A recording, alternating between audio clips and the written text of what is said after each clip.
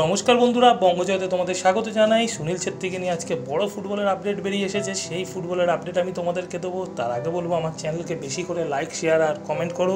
আর চ্যানেলে যারা নতুন এসেছো অবশ্যই সাবস্ক্রাইব করে বেল বাটনটা অন করে দাও, যাতে ফুটবলের সব নোটিফিকেশন তোমরা রোজকার মতন পেতে থাকো।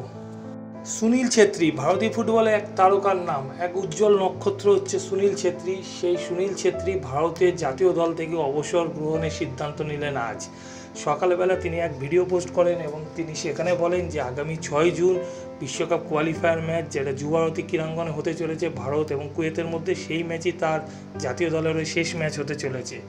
এবং এর সাথে সাথে ভারতীয় ফুটবলে একটা যুগের অবসান ঘটতে চলেছে সুনীল ছেত্রীর অবসরের সাথে। সুনীল ছেত্রী, যার অবদান ভারতীয় ফুটবলে কখনো ভোলার নয়।